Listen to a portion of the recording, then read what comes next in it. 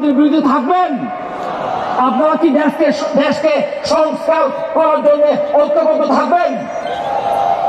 আমার দুঃখ হলো এটা এক দেশকে আমরা সংস্কার করেছি, এই দেশ সংস্কার করার জন্য সময় লাগবে।